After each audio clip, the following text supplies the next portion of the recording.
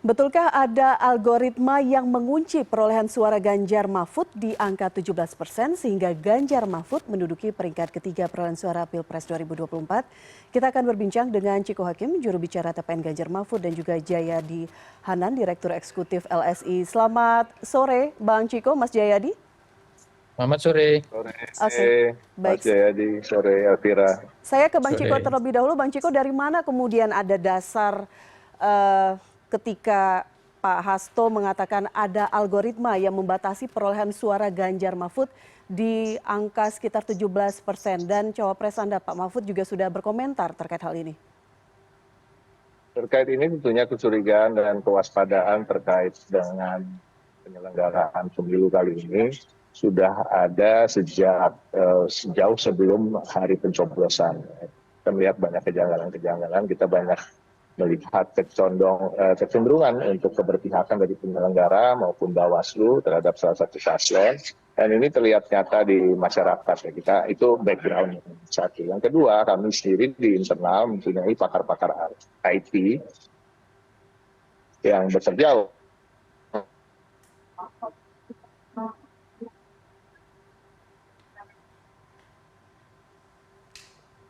Bang Ciko? Oke. Tampaknya ada gangguan teknis. Saya ke Mas Jayadi terlebih dahulu. Ada gangguan teknis, nanti kita sapa Bang Ciko lagi. Mas Jayadi, memungkinkan tidak ada algoritma yang bisa mengunci perolehan angka di sekitar 17%? Meskipun nanti kita akan mendengarkan penjelasan lebih lanjut dari Bang Ciko. Iya, saya bukan pakar teknologi, saya nggak tahu. Tapi kalau dikaitkan dengan teknologi, kalau dikaitkan dengan algoritma itu kan berarti terkait dengan proses input suara secara bukan secara manual kan, input suara menggunakan mekanisme yang dibantu oleh teknologi. Tetapi kan sirekap itu berarti kan di sirekap kan. Nah, tapi sirekap itu sendiri sekarang sudah diubah tampilannya oleh KPU, hanya menampilkan TPS dengan hasil suara. Tapi dan yang kedua kemudian hasil perhitungan yang dipakai nanti kan hasil rekap manual. Jadi saya nggak tahu bagaimana menghubungkan rekap manual itu dengan teknologi nanti, dengan algoritma. Masa algoritma bisa mengunci rekap manual ya. Nah, nanti kita lihat itu satu. Yang kedua, kalau cara saya mengontrol sebagai bagian dari partisipasi masyarakat melalui lembaga survei adalah dengan menggunakan quick count. Nah, quick count itu kita menggunakan aplikasi sendiri,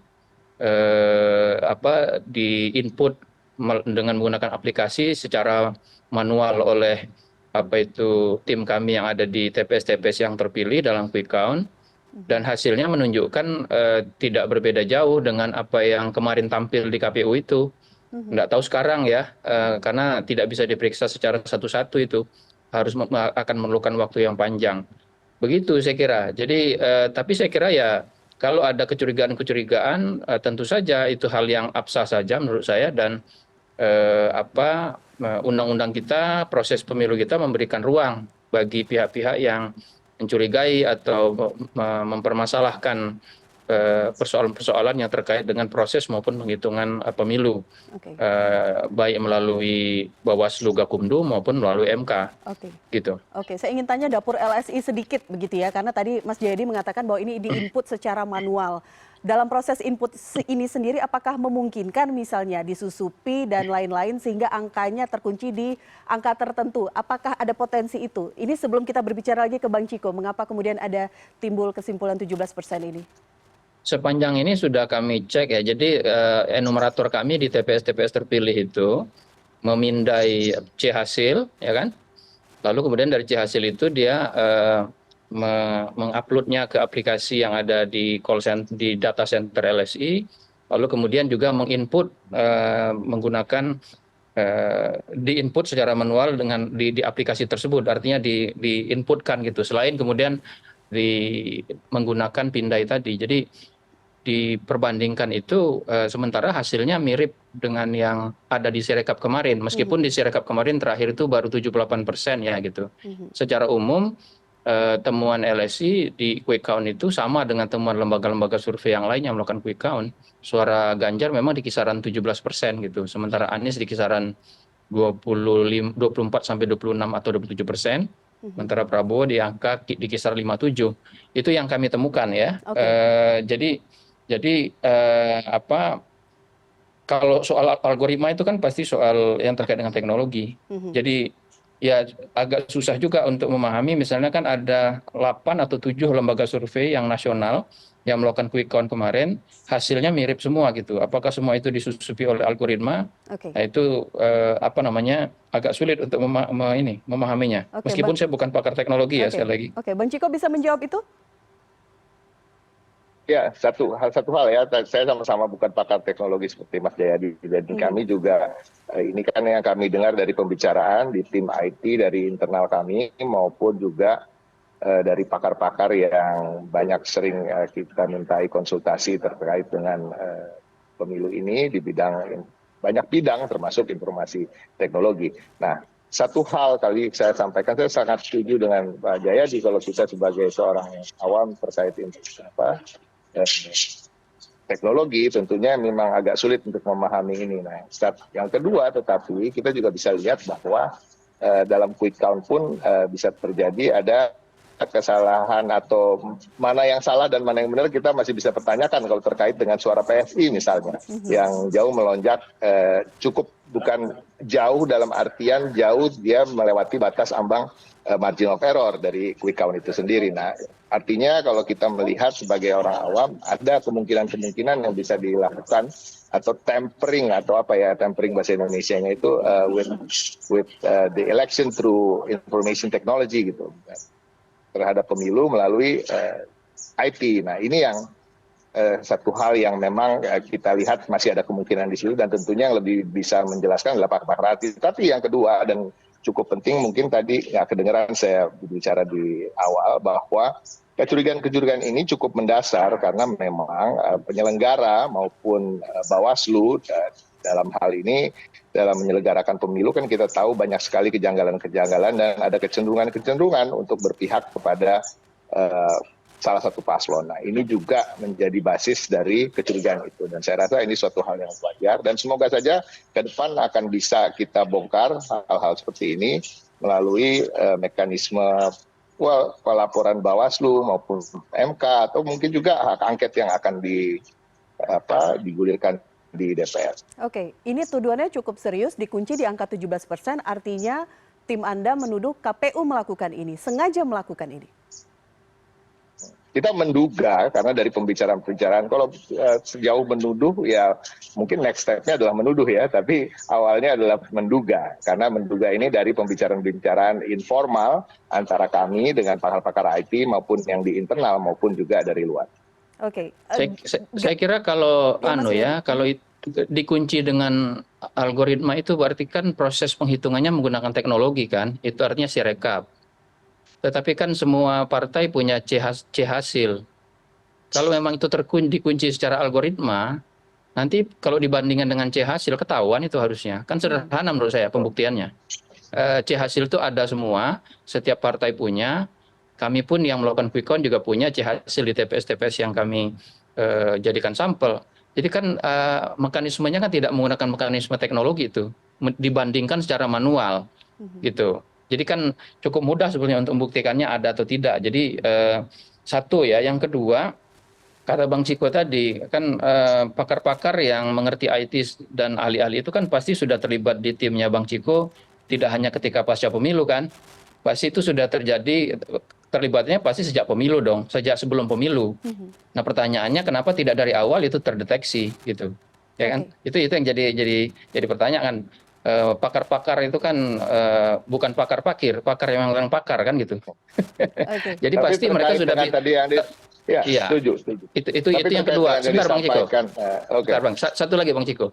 Yang ketiga, saya kira kalau lagi-lagi kalau saya menggunakan quick count sebagai data pembanding ya, karena itu yang kita punya.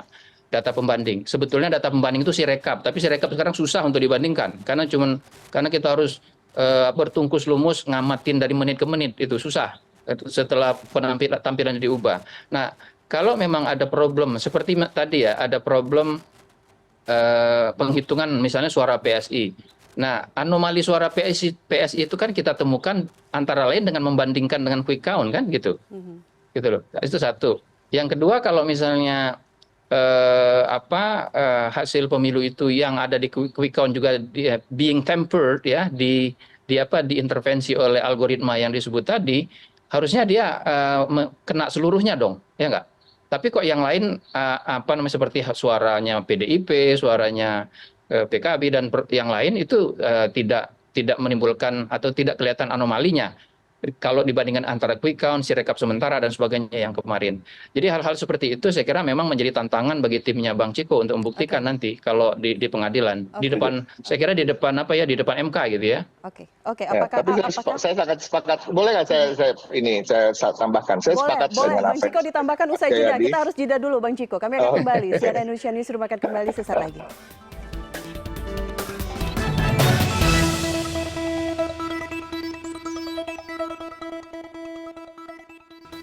Baik, kita lanjutkan dialog pada petang hari ini masih bersama dengan Ciko Hakim, juru bicara TPN Ganjar Mahfud dan juga Jayadi Hanan, Direktur Eksekutif LSI. Saya ke Bang Ciko tadi ingin menambahkan dan juga ingin mempertanyakan begitu bukti-buktinya apa kemudian sehingga tuduhan ini disampaikan kepada publik. Nah, terkait bukti-buktinya tentunya yang lebih berkompeten untuk berbicara di sini ada, tapi bukan saya ya kan, tentunya karena pakar-pakar IT di internal kami maupun pakar-pakar IT yang sudah melakukan pembicaraan dengan teman-teman di TPN. Nah, yang kedua tadi saya juga sepakat dengan Mas Jayadi ya terkait dengan quick count. Memang ada kejanggalan kalau memang sebegitunya bisa ditemper gitu ya, apalagi di input secara manual. Tapi kan kita juga bisa melihat kalau kita bicara bukan soal quick count misalnya, kita bicara soal sekarang. Kita bicara soal salah baca oleh OCR yang sering disampaikan oleh Bawaslu atau oleh KPU ya kan, salah baca oleh optical character recognition-nya yang dipakai untuk menggunakan Sirekap. Tapi kan salah baca itu pun kalau kita bicara dengan kacamata logika aja, salah bacanya itu lucu sekali gitu, dari 0 bisa 64 ya kan, salah baca dari angka 1 bisa menjadi 69. Nah, hal-hal seperti itu juga bisa menjadi dasar dari apa yang kami katakan bahwa ada semacam algoritma yang bisa dimasukkan ke dalam sistem sehingga salah baca itu akan tidak sengaja tapi disengaja kalau kita melihat dari secara keseluruhan untuk membuat salah satu atau semua dari presentasi itu sudah dikunci di angka-angka sekian, sekian, dan sekian. Nah, itu yang secara awam bisa saya jelaskan. Tetapi tentunya saya juga setuju bahwa kita menunggu sampai akhir penghitungan dan membandingkan keseluruhan dengan C salinan itulah yang paling sahih untuk bisa melihat apakah ada betul-betul ada kejanggalan di sana. Iya, saya gini Bang Ciko, saya khawatirnya itu malah jadi dianggap tidak relevan. Mas Jayadi?